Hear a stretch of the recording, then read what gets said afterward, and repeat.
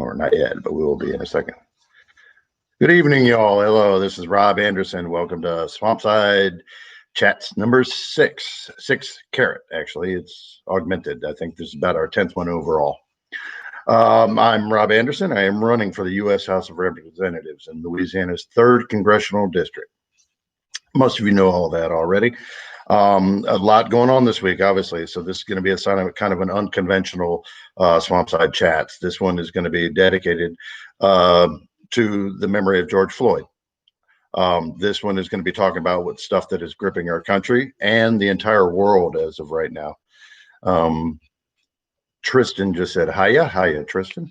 And before that was, I don't know, but hello. Anyway, so we're going to be talking obviously a lot about Black Lives Matter and George Floyd and what's going on and the White House's response. Me just talking a lot. I've gotten a few questions ahead of time from a constituent in my district who reached out through the Louisiana congressional page. Hi, Karen. Mr. Hebert, this is for you. Hopefully you're online. If not, this video gets archived and you'll be able to find it on YouTube later. Mr. Hebert asked for himself and for his family my views on certain issues, and I'm going to go through them one by one. And the first one, natural to start with, is what we feel about criminal justice reform, which is an appropriate one for this one, because we're starting to see more clearly the disparity in criminal justice, especially divided along racial lines. Cannabis is a big one that we can point to in terms of statistically, that young black men are, and I forget the numbers off the top of my head. We were crazy busy today. That's why we're doing a freewheeling Swampside Chats. But it's somewhere around 2 to 3 times more likely to be incarcerated. 3 times more likely. Claire knows the numbers. Good stuff. 3 times more likely to be incarcerated for a small amount of cannabis than is a white person as myself. Now, this one, I used my own personal story. In 1987, I was arrested with a group of friends. There were 9 of us sitting around smoking a joint.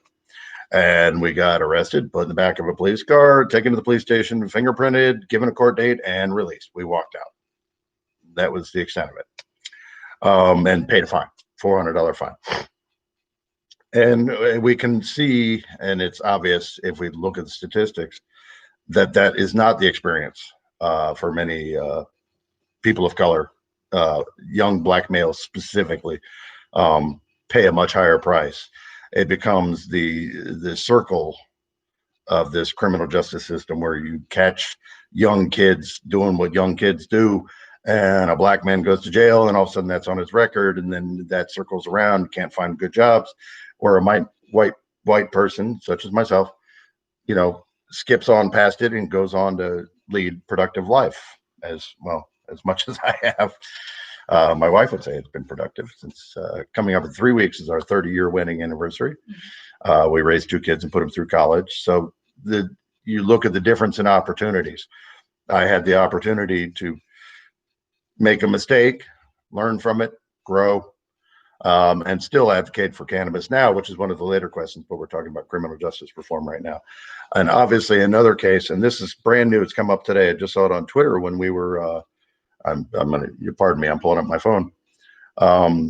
There's a new program that is coming from the Black community called #8Can'tWait. It's brand new. They launched it today. This tweet is 4 hours old. It is a method of addressing the over-escalation and disproportionate use of violence by giving, and I'm going to hold this up to the camera a little bit, but I encourage you to go ahead and look for the hashtag #8Can'tWait on social media. That was 8can'twait.org. That's why I said this is brand new. And I'm going to read it from you because we have had no prep time on this. Literally just saw it right before we went to air. I knew I wanted to address criminal justice reform. But one thing I would say is this sounds like the type of approach we would take. So I absolutely advocate for this. So I'm just going to read it. Eight can't wait. The first one is ban chokeholds and strangleholds. Require de-escalation. Excuse me. Require warning before shooting. All of these seem common sense, but they need to be put into writing, as recent events have shown us. Exhaust all alternatives before shooting, which I and libertarians share this view with us. There is no need for an adversarial relationship between the police and the public. They're not the bosses of us. They shouldn't shoot just because they feel like things are getting out of hand. They should exhaust all alternatives. And I've heard even veterans say that when they go overseas and engage an unknown enemy, there are rules of engagement. They can't just randomly shoot people because they feel threatened. They have to be fired upon first. They have to have a procedure. Otherwise, they can be tried for war crimes. And in this country, we're not seeing that kind of accountability, and this is a good platform to do that. The fifth is duty to intervene. Sixth is ban shooting at moving vehicles, which seems these all seem common sense to me, but apparently they're not the standard now. Establish use of force continuum, and require all force be reported, which of course it goes under accountability. Now, a few years ago, a lot of local police departments started putting in body cams, but then as we find out, they can be turned off manually, which kind of takes away the accountability portion. This isn't part of their platform, but it should be that all body cams while they're on duty should be on at all times, and not and be able to controlled from a central dispatch, because they are public servants. They are serving the public, and if we're supposed to be overseeing them, having them literally be able to turn off a body camera when a crime is being committed. Now, again, this is not attacking the police force. This is attacking the police accountability. And Tristan just made a good point. Thank you for happy anniversary. Not yet. June 23rd is our anniversary. I just posted about it today because Leslie did those great pictures. I did a picture. And citizens review panel when deadly force is used. Absolutely.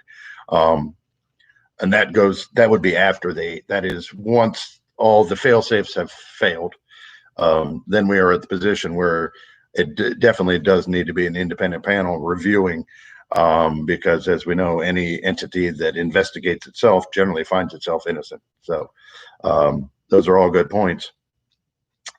And this is the news today. So obviously back to George Floyd, as you know, I believe everybody in the world knows, there was a horrific video that came out about a week and a half ago now of a man named George Floyd in Houston, Minneapolis, of course, is where what was it? There was another one in Houston just recently, because I was just in Houston. I'm sorry, Minneapolis, where he was being restrained by officers who knelt on his neck for 9 minutes, I think 8 minutes 46 seconds, the exact count, and then was pronounced dead. And then, of course, the first state-sponsored coroner suggested it could be substances in his blood or some such nonsense, but then an independent coroner said no, he died of asphyxiation, which, as we're getting used to lately, they're telling us not to believe our eyes, and everybody saw it. And then, of course, there was naturally an uprising and a demand for justice. And this is where we are now. The only positive note to have come from this is the uprising around the world of people standing up and standing with Black Lives Matter and standing with our brothers and sisters of color. I don't know a non-pretentious way to say that. I'm sorry. With standing with the Black community to demand justice, equal justice. And Louisiana has been at the forefront of that. We have had, I think, 8. We were trying to count before the camera started, in Lake Charles and Lafayette, Baton Rouge, New Orleans, Shreveport, Monroe,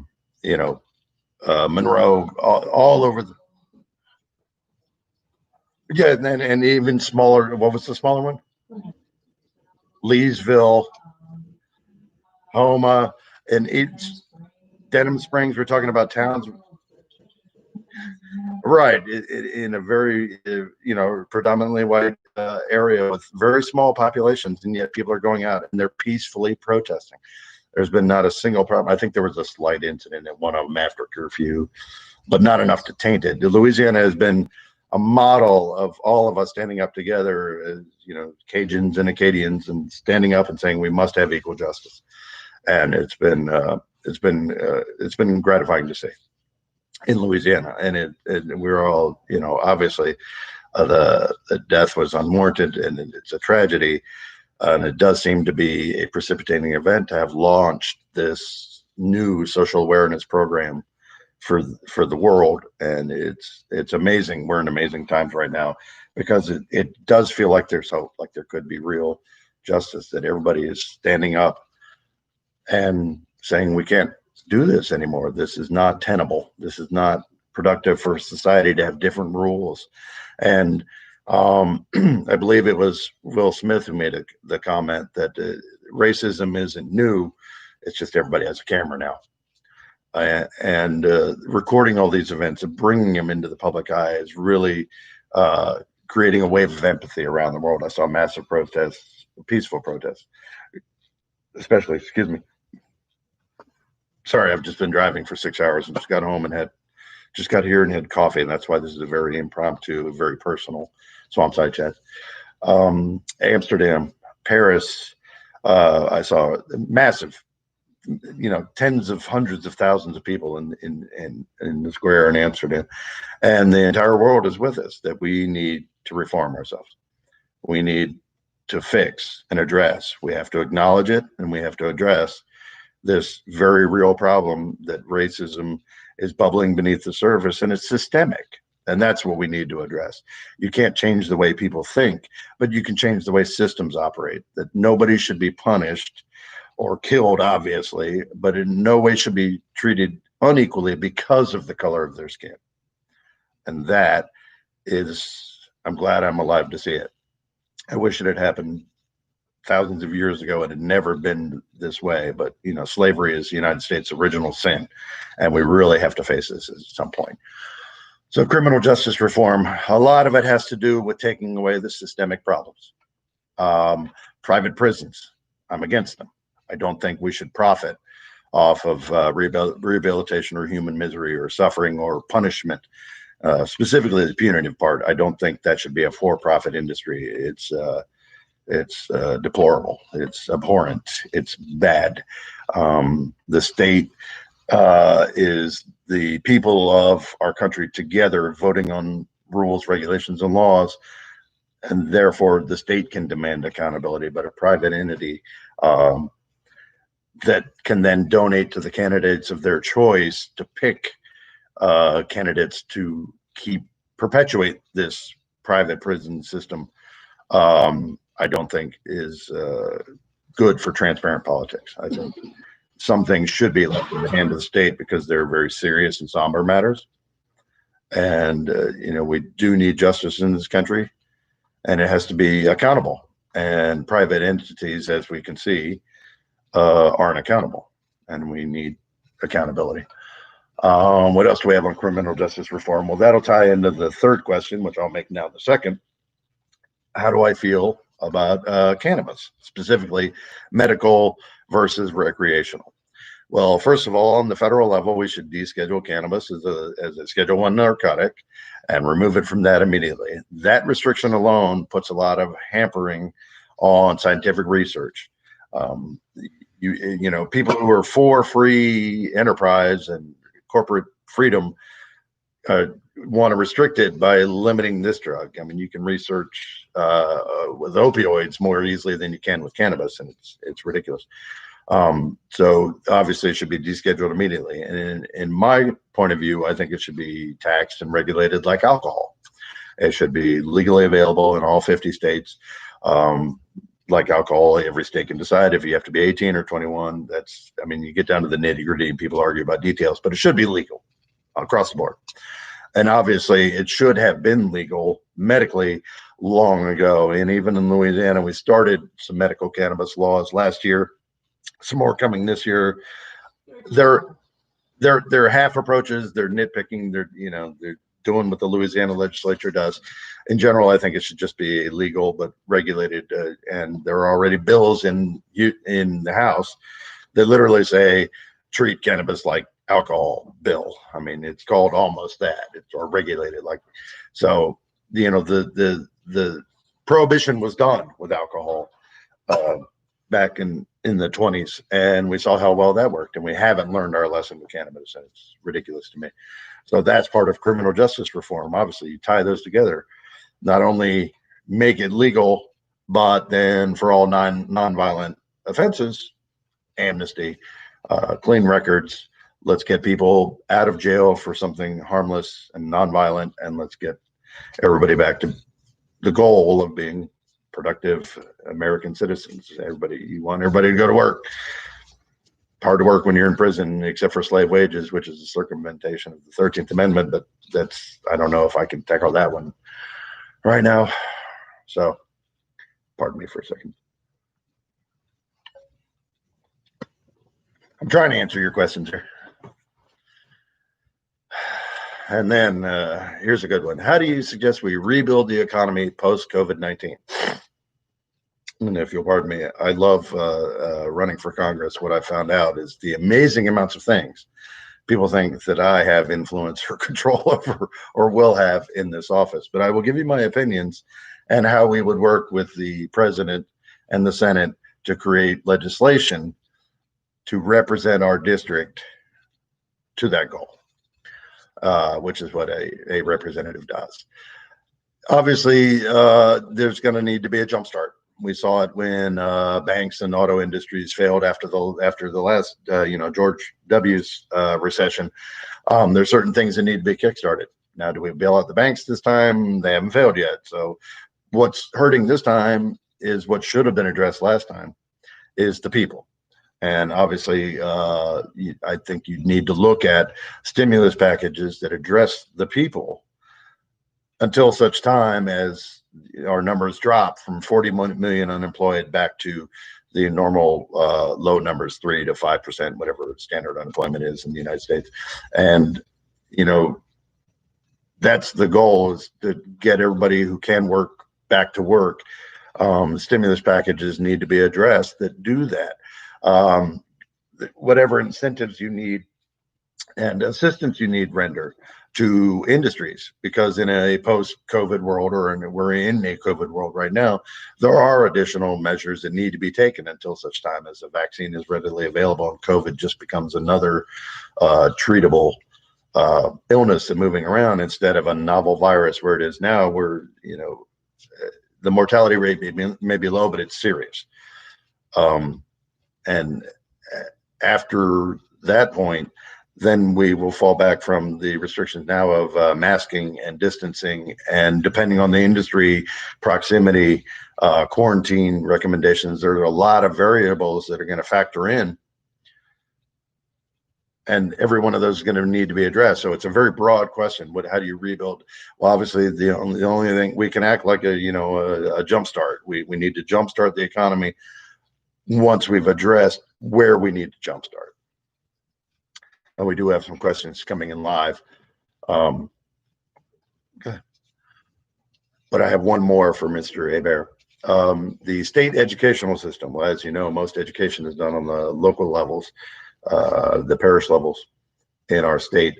I do say that on a federal level, I would recommend additional funding because I want to see more of a push for actual job creation via education. Let's focus on getting the people the education that is actually practical to them, and then we'll reach the people that need to be reached. We want to push trade schools, apprenticeship programs in partnerships with the unions to take people who want to go into mechanical fields, to get them trained on big equipment, to get them trained on welding, plumbing, electrical, not just the 4-year degree, which in our state has led to the brain drain. We get people through Tulane, LSU, University, ULL, and they get their 4-year degree and they leave because the only job, we have limited industries here. So with our push for alternative energies and alternative industries to help make our region more recession proof by not putting all our eggs in one industry basket, having more qualified workers to do more qualified things for lack of a better term, will diversify the economy, will diversify the education, and turn education into a tool instead of a means for people to depart for other regions that have already diversified their economies. So I hope that addresses that. Claire has a point, so I'm gonna. What you got? Excuse me.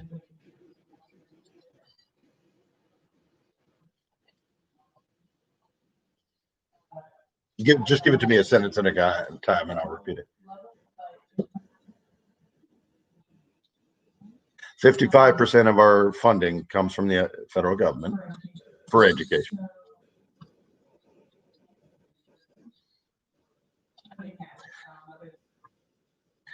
Right.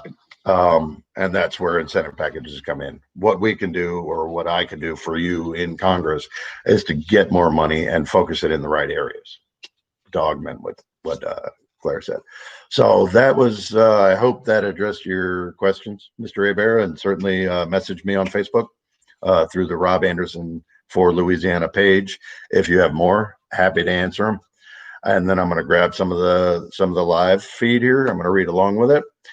Tristan says hi. Karen says hi. Parker, hello. How's the Rob Mob doing? The Rob Mob is tired today. Rob Mob had to run all over the state, and the campaign manager is fighting with her plumbing, and it's just we're having issues, but we're here. We're here for you. We'll work through it.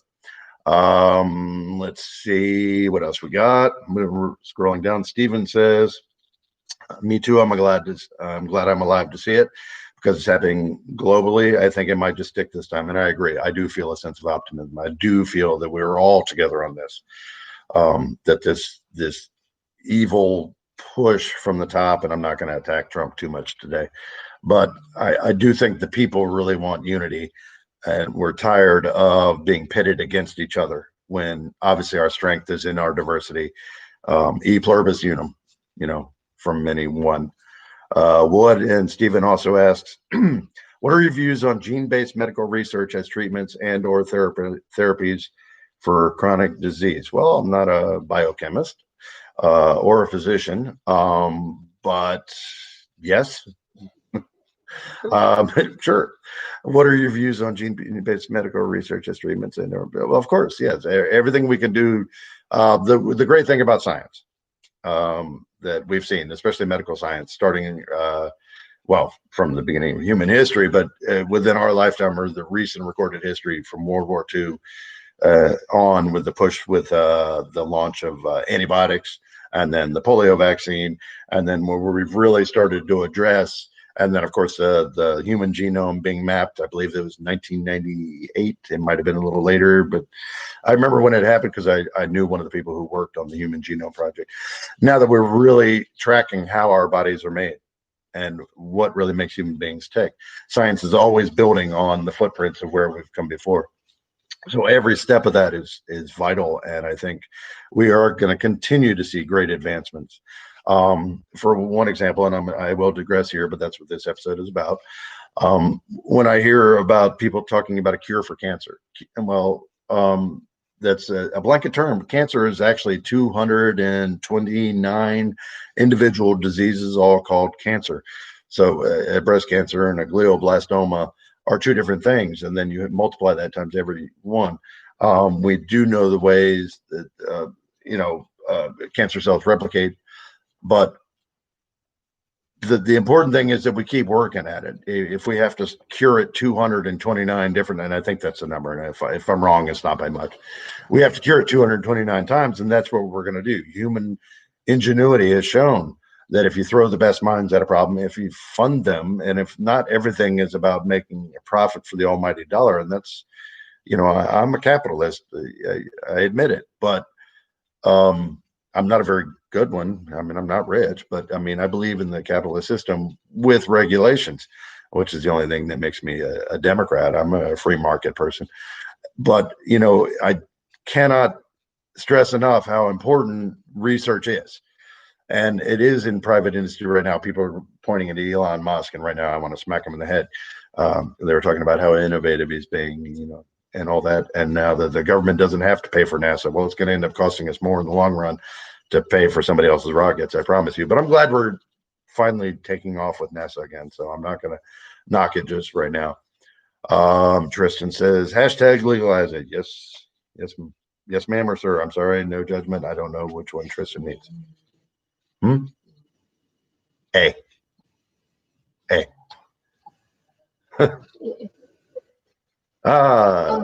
Celtic Tiger says, hey, brother. Hey, Celtic. Unless it's Celtic, like the basketball team. Chris Alvarez says, evening. Good evening, my friend. How are y'all? I think that's all the questions we have for now. So we're going to just talk some more.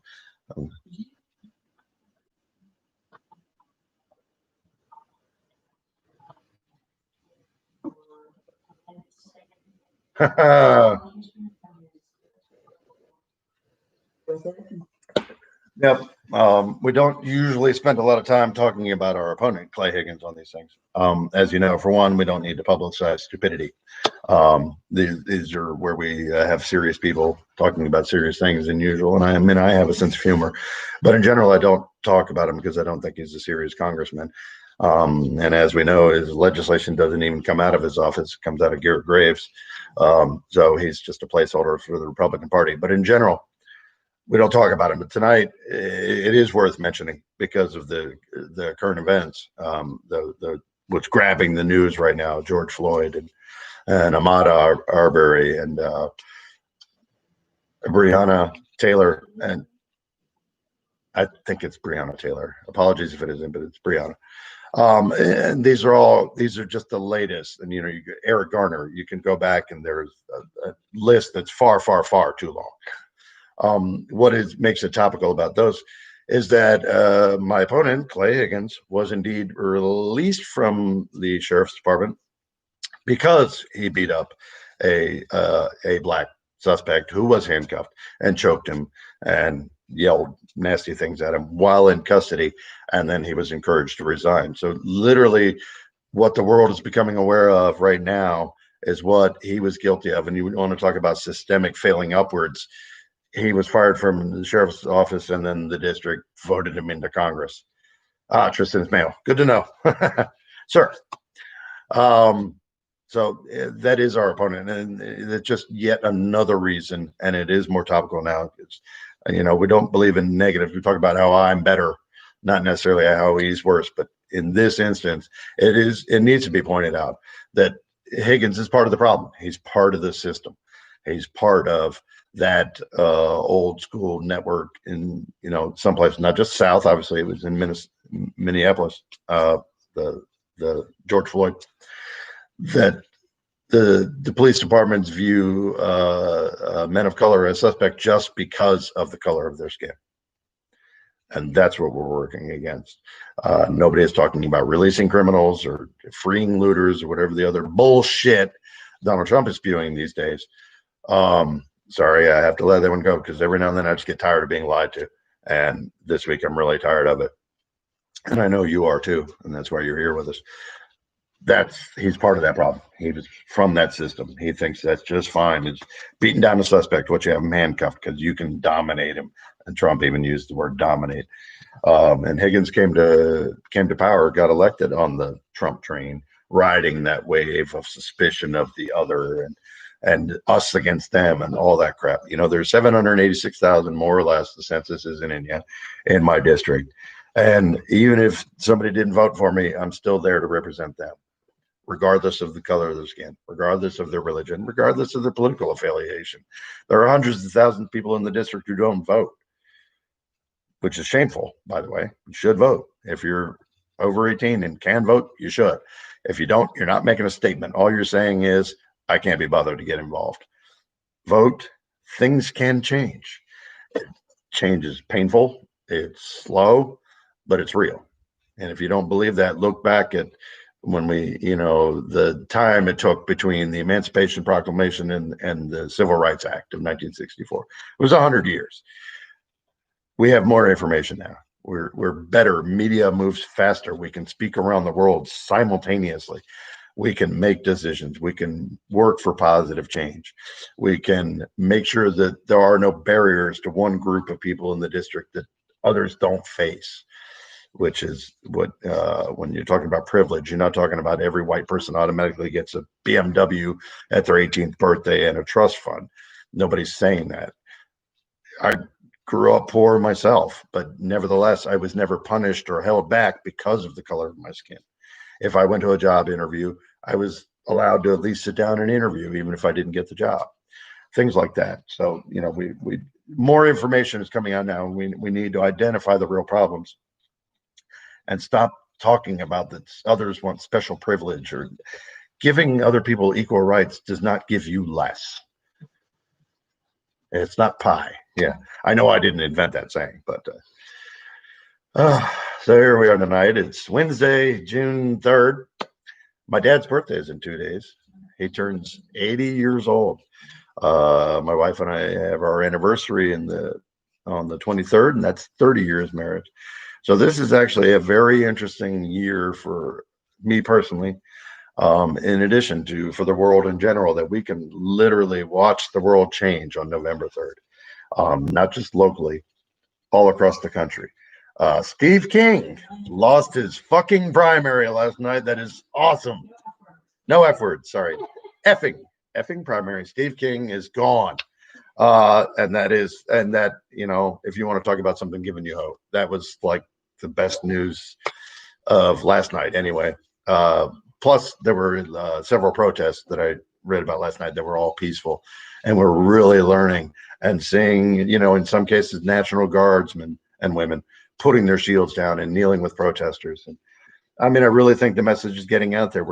We're getting lies from certain channels, but we can see with our own eyes people standing together, kneeling together, laying down together, protesting together, expressing their First Amendment rights. Now, I will take the opportunity here, and it's definitely not pandering, but it's making it clear, so my opponent cannot use it in oppo. Obviously, we do not condone in any way violence or looting or burning, arson, as part of these protests. And I think it's becoming clear to people who are looking into it that the peaceful protesters are not the ones doing these things. And I can tell you from the ones I was at, and my staff were at others, and obviously videos available from all around the world, these protesters are out there exercising their First Amendment rights, and you can see it, and they are peaceful. And then a lot of times the violence is being instigated by other parties. So let's keep that in mind. We are allowed to stand up and speak our mind in public. The government cannot interfere with that. It's the First Amendment. Congress shall pass no law infringing upon the right of the people to peaceably assemble. On the other hand, curfews and such like that are done at the local level, and it gets confusing. But, you know, for me, if there's a curfew, just leave before it. Just go home and don't. Steve King lost to another nut job almost as racist as he is. Yeah, but I don't think this is one where you want the devil, you know. It's, you know, it's a good thing Steve King lost. Let's put it that way.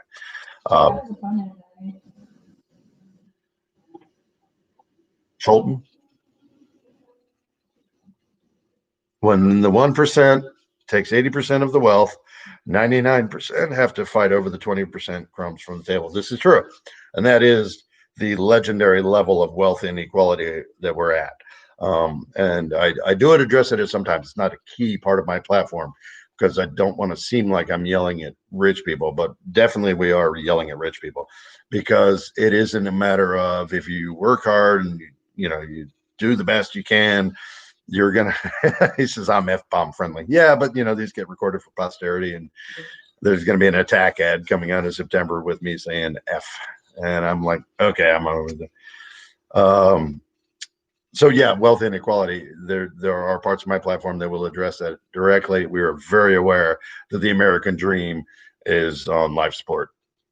That I've worked hard my entire life, 34 years out in the fields, from IT to construction to drilling, in various fields, and I managed to pay my bills and I got ahead, but I never came close to making the opportunity to get wealthy, and most of us won't. The best we can hope for is to die debt free. That's like the goal. For a lot of people, what we would call poverty 20 years ago, that's like most of the country now. Just barely hanging on, especially when you're talking about student loan debt. And there are a lot of presidential platforms that address this more specifically. On a congressional level, we see who you get to be president and see what you can push through to address. Obviously, healthcare is a messed up mess in this country. We have 600,000 plus a year going bankrupt from it. So that's without a doubt number one. Everybody's number one. Anybody who tells you they have an absolute solution is either Elizabeth Warren or lying. So we definitely want to fix healthcare, but there is student loan debt, predatory banking, predatory interest. There are many things we want to address, and everything we're going to be doing in Congress is going to be for the people, not to screw corporations, but so that a normal working class family or person or individual people can get ahead and have a decent life and have health care and enjoy the American dream, at least of lifelong, long life expectancy, with dying, not handing your kids, 100,000 debt that they inherit as part of your inheritance. Instead of a trust fund, you get debt. So the American dream is on life support right now. And that's what we're looking at. How do we get the middle class back to being the dominant chunk? From, the poor should be a very small or non-existent number, the working class. Then of course you're always going to have your super successful, your corporations that really took off, and you're wealthy. But right now the wealthy are a little sliver that own more than all of this. And that's the wealth inequality that we're talking about. So we'll address here. Chippy says, remember, it was the son of a St. Landry sheriff who worked with Clay Higgins that burned down the churches. Yes, that's correct. In Opelousas and Port Barre.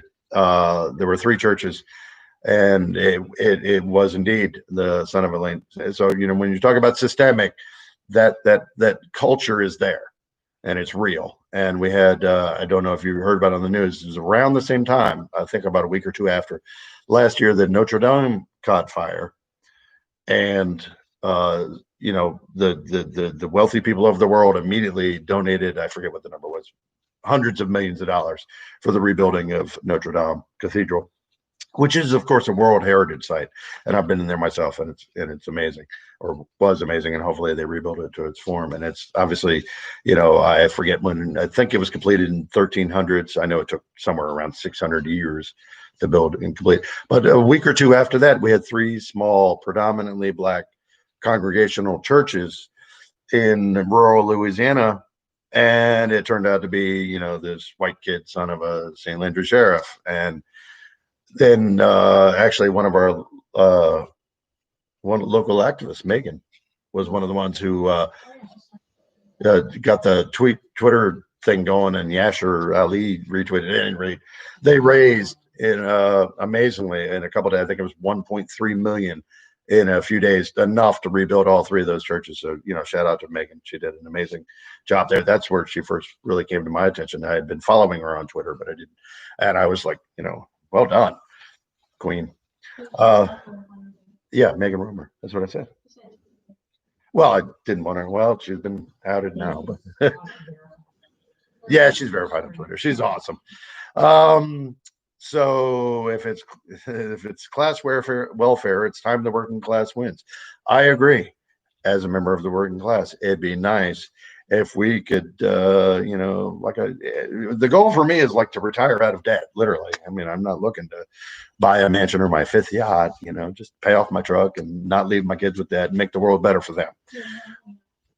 Maybe 1 yacht. Yeah, not even. A fishing boat, a John boat would be nice.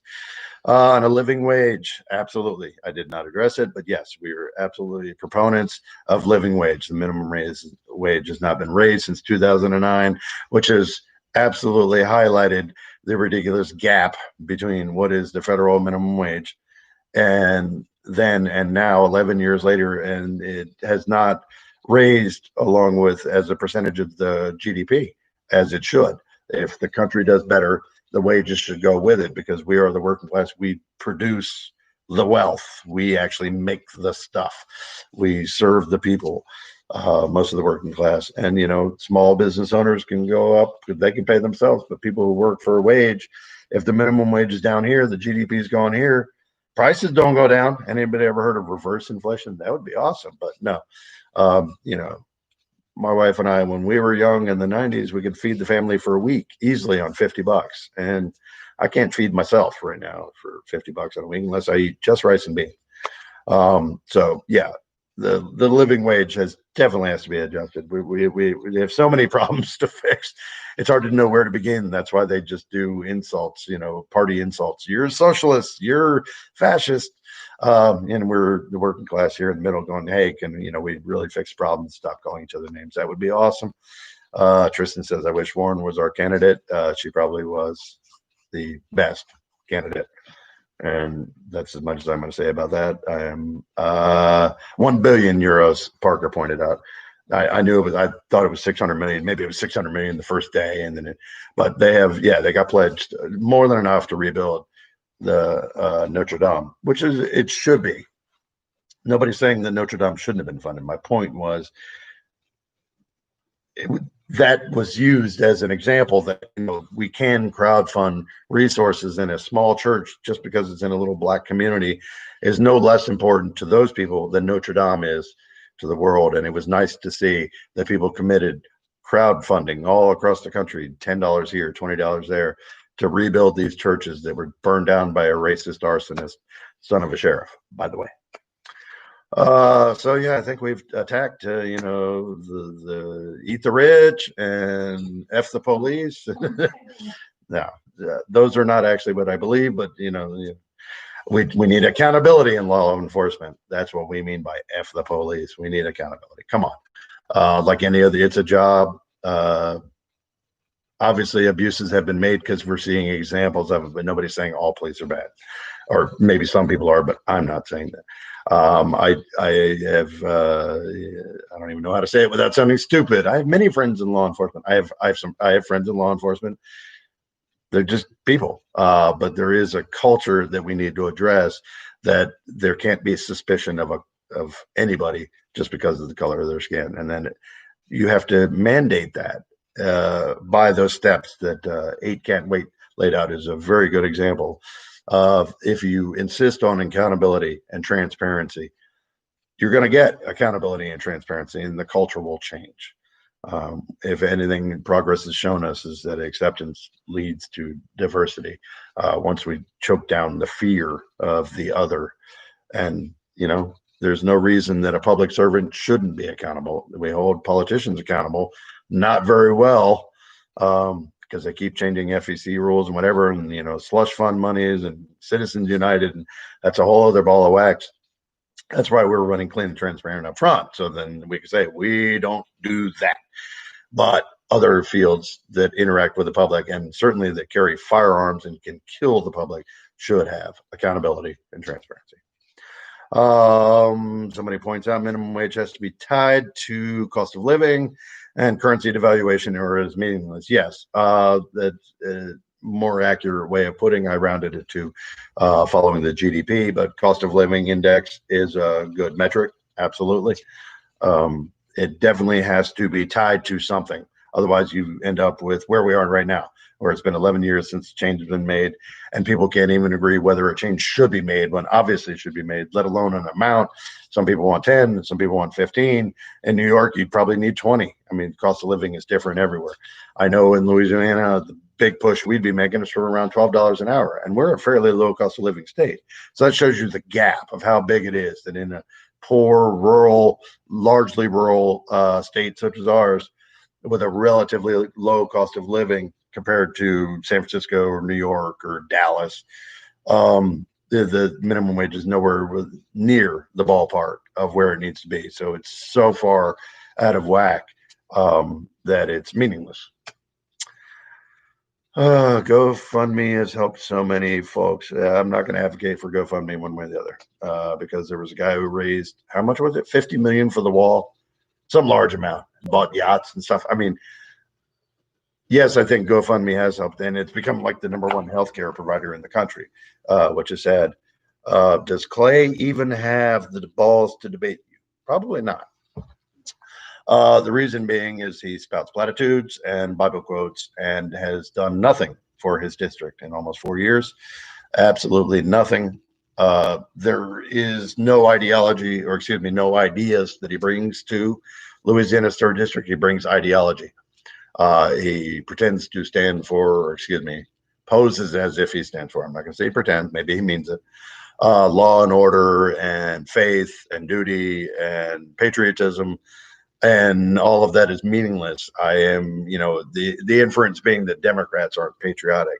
Excuse me, I'm trying to fix my damn country. Yeah, I'm as patriotic as you, Clay, and you can shove it. But I think just because our country is great doesn't mean it can't be greater.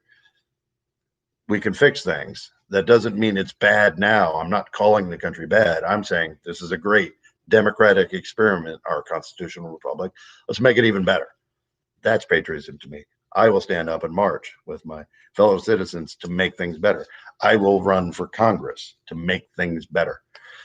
And that's what we're doing. And that is why I'm running, because I got tired of watching y'all screwed up.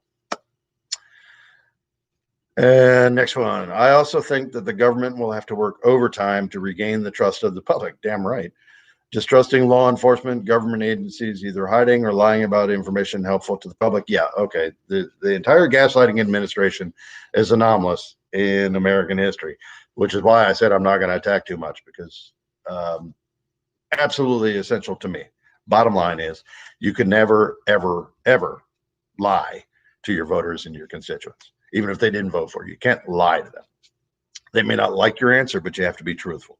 And sharing information that only makes you look good, or hiding information that makes you look bad, or spinning it, or outright lying about it, gaslighting, is BS. That is absolutely beyond the pale. And I would love to see, and I will even sponsor them once I hear some good ideas of how to do it, accountability and transparency in government, making your representatives, your congresspeople, your senators, your president, and your Supreme Court, let's fine tune their accountability. They have to do what they say, and they can't lie to you.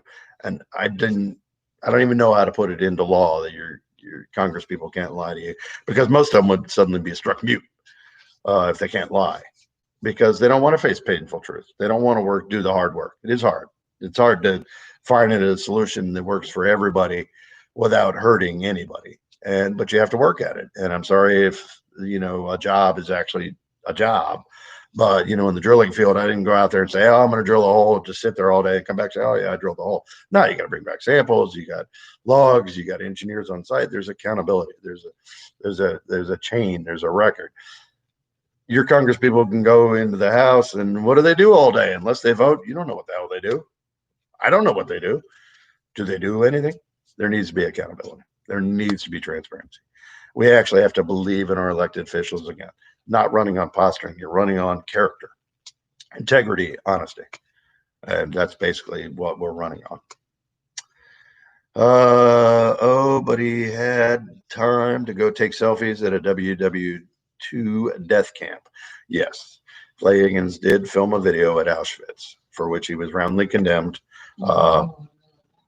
And it was invited never to come back by the Jewish Defamation League, right? JDL. Well, I know the Auschwitz Memorial said that he couldn't come back, but I think the JDL condemned him. The Jewish Defamation. Yeah, everybody condemned. Yes, he actually filmed a video at Auschwitz to talk about horrible. They use it as a photo op, and it's atrocious. It's horrible. It is so tone deaf as to. That's all I have to say. He did that, and you can Google it. I'm not going to encourage it one way or the other. Lobbyists do most of the heavy lifting in Congress. Yes, they do. And yes, that has to change. Agreed. I think lobbyists originally started out so that I'm just giving you my viewpoints here. As I said, there's 786,000, give or take, in our district, and it's hard to talk to every one of them. So there are groups that represent portions, your fishing industry, of course, your oil and gas, your LGBT community. There are different definitions of lobbies that will petition for the congressperson's time and present what they consider key issues. So lobbying per se may have started as a way to make government more efficient, but it has turned into a money laundering, self-fulfilling operation where as was pointed out, they kind of do the heavy lifting. Congressmen just stand there and wait for the cameras, and somebody else hands them a bill, and they just sign their name to it and submit it. And that's not how government should run, because then you're not being representative of the people. You're being representative of whoever pays you the most. It's got to stop. Can't have that. CU, Citizens United needs to be banned. Yes. The infamous Citizens United decision. Your homework tonight, if you're not familiar with the Citizens United Supreme Court decision, look it up. And yeah, it's saying that corporations are essentially people, which should be self-explanatorily stupid. And I have rambled on for 50 minutes, and I think that I'm done. Thank you all for being here. I was just looking to make sure there's nobody else with any other questions. Okay, here's one. By the way, quarantine snacking is essential. Yeah, I gained weight. Posted a selfie today. Yes, I have a tummy right now. I promise I'll get more exercise once there's a vaccine for COVID-19. I am waiting for my gym to reopen under the phase 2 rules that we're doing here in Louisiana with 25% capacity and distancing and all that. Yeah, I've been going to the gym for 37 years. It's been part of my life. Get thicker as I get older, but I've always been one to exercise, lift weights, and that's I'm not one to just walk around the yard. It's Louisiana. I don't like doing that. So I like going to the gym. It's what I've always. Haven't we all gained weight? Well, yeah, but I'm going to be better. I'll get fit and trim for you. I'm going to be all purty again. I promise. Anyway, thank you all for joining me tonight.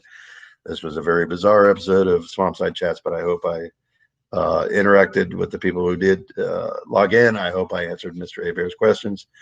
And Sam says, thanks for another Swampside Chat. Props to Claire and Osh. I didn't point out ahead of time because everybody's not quite, well, Osh is camera ready, but Claire has been dealing with plumbing, so she didn't want to be on camera today.